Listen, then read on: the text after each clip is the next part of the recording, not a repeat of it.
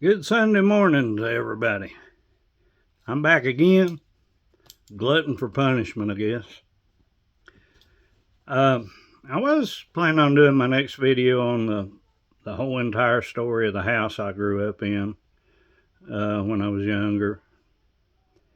But it didn't quite feel right to talk about that on a Sunday morning, so I think we'll save that for the next one. One thing I wanted to talk about today, I guess, is faith and the depth of faith. Now, I was watching a movie the other night, and I still like to watch the horror movies, you know. And people ask me, they say, "Well, Scott, how can you watch stuff like that and claim to be a Christian and watch movies about demon possession and supernatural stuff like that?" I said, "Well, it's easy because, you know, anytime I'm watching anything on TV or, you know, on the internet, whatever, I use wisdom and discernment, you know, as my filter to what my eyes are seeing, what my brain's processing, you know. And, you know, I mean, to tell you the truth, I get a kick out of watching some of these demon possession movies where, you know, they've got the most skilled exorcist that the Vatican has, you know. And he goes in to try to exorcise some demon, and it takes 2 hours, you know, or hour and a half, however long the movie is. And he barely makes it through it. He comes out sweating. Oh, it about killed me, you know. No. You know, I mean, like I've said it before, that's Hollywood. You know, that's TV land. I would submit that if it took somebody with that kind of reputation, if it was that hard on them to drive out one single unclean spirit, or even 1,000, that they're not as grounded in their faith as they should be. Because if you want to get right down to it, I mean, your personal relationship with Jesus and God, that is the foundation. Okay? In Matthew 16, when Jesus is asking the disciples, "Who do you say that I am?" Simon Peter replies, "You're the Christ, you are the Son of the living God." And Jesus answered him, "Blessed are you, Simon Bar-Jonah, for flesh and blood has not revealed this to you, but my Father who is in heaven.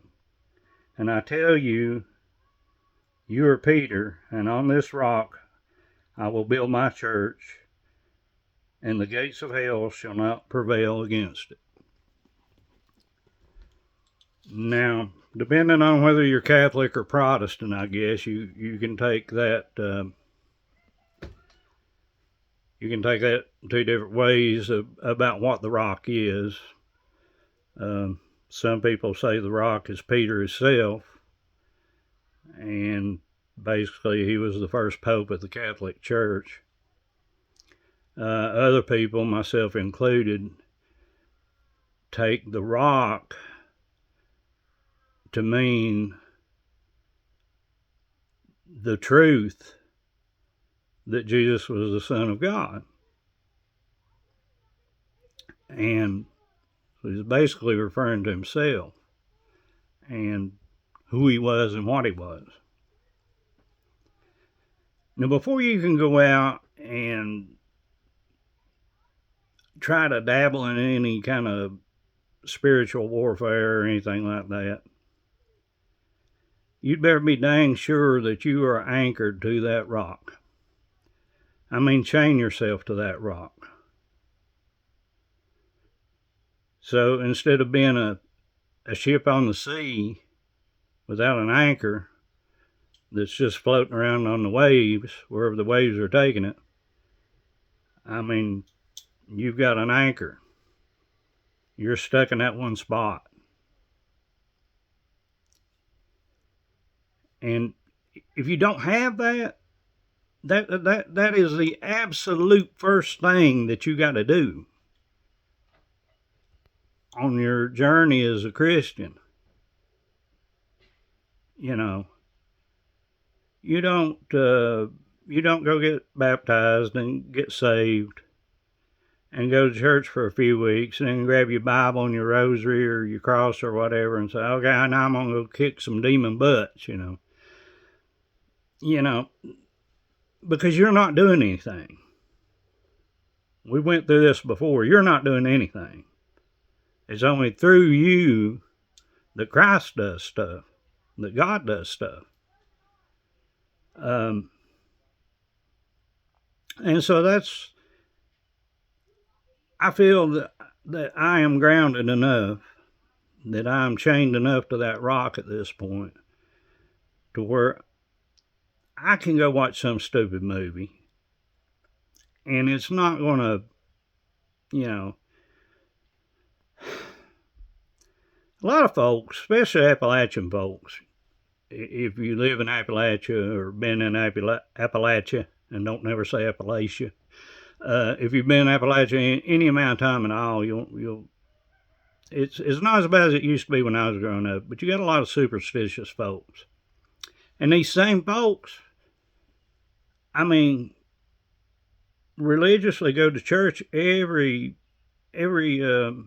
Sunday, every Wednesday evening. Every time the church door is open for any reason, they're there. And not just that, they pray every day. They read their Bible every day. They can quote Bible verses way better than I can. But when you bring up something like a demon or a fallen angel or something, they're like, shh, no, we don't talk about that. We don't talk about that. And it kind of stems from an Appalachian regional belief that if you talk about something, it's going to show up, right? And these same people, they're not dumb. I mean, that's why there's all these rules for, you see the rules for living in Appalachia. Don't whistle at night, if you're out in the woods, or if you hear your name called, don't answer. And a lot of people who experience stuff like this, I myself have experienced stuff like that. Or sometimes a guy will go out hunting, maybe coon hunting at night, and he'll tell you a couple of days later, he said, man, I was out so-and-so over in the field, and man, I just got this awful feeling, it just, something just wasn't right, Maybe they felt like something was watching them, or they felt like there was some kind of other presence there, or whatever, And so these same people, they've gotten glimpses behind the veil of stuff that's really going on. But they won't talk about it. And this kind of bleeds over into the churches. The pastor doesn't want to talk about it either, because he knows that the people sitting out in the pews don't really want to hear it. But if you have your belief system down to the best of your ability, if you are chained to that rock that will withstand the gates of hell, then that's when you can move on to other things. You know, maybe a lot of people go into deliverance ministries. Some people go into healing ministries. You know, other types of things. You know, me. I mean, I'm no ordained minister. I'm no pastor. I'm no high-ranking member of any organized religious church or anything. I look at myself as just being a carnival barker, kind of. Remember those carnival barkers that would say, "Come on in, come over here," you know, "for a dime you can see so-and-so," yelling at the top of their voice. That's me. I'm writing books and I'm making videos to kind of say, "Hey, come over here and look at this. Take a gander." Because I think you're going to find some very interesting things and things that will actually change your life, at least your spiritual life. So watching movies, stuff like that, you know, I mean, that doesn't bother me. That's not to say that there haven't been a few times that I've clicked on a movie, got about 10 minutes in, and something inside me said, "Change channel, don't watch that." That happens. And when I get that feeling, or if I hear that little voice in my head, I turn it off. Because it's obviously something I'm not quite ready for in my journey to, you know, to watch yet.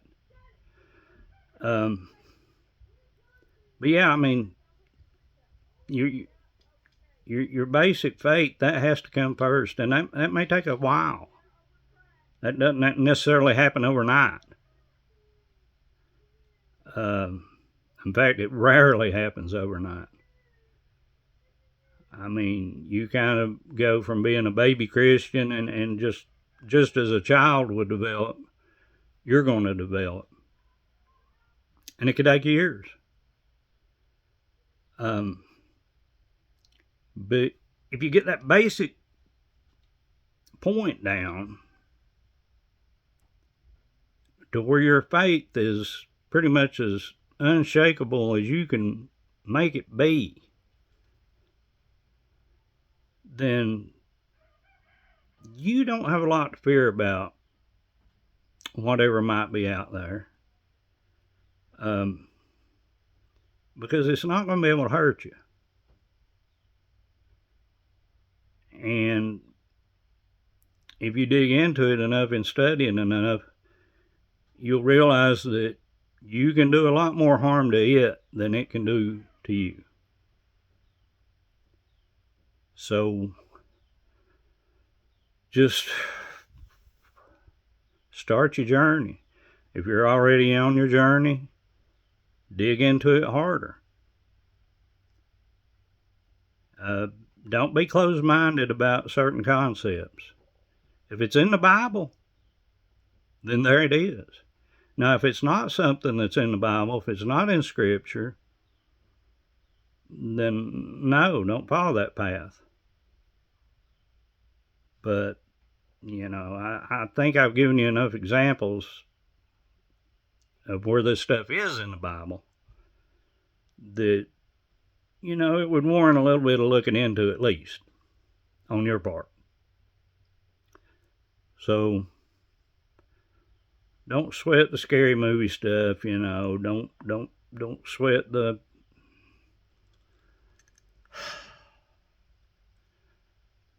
don't think that you're ready after 2 months of going to church to go drive some kind of evil spirit out of somebody's house because your buddy said, "Man, things have been going on at my house. It's weird, you know, stuff's moving around and we're hearing stuff and seeing shadowy figures and stuff." And, you know, don't say, "Here I come to save the day." Now, you better be ready. Just like you can't be a part-time Christian and engage in activity like that. It's if you want a house built, you want a professional builder to come and build your house. You want somebody that knows what they're doing, that's done it, that's, you know, it's like second nature to them. You don't want to go hire Joe off the street that says, Well, I dabble in carpentry, and I'm pretty sure I could probably build a house, if you really wanted me to. You're not going to go with Joe. You're going to go with a professional builder. So just keep that in mind. Like I said, next time we'll maybe go into the in-depth into the story about the house I grew up in, which is where the majority of the supernatural stuff that's ever happened to me happened. Not all of it. I mean, I have had other things happen in different places, but the majority of it was there. And I think that's where a lot of it started at. But we'll maybe do that one in a couple of days or so. Until then, God bless everybody. Hope you have a great day.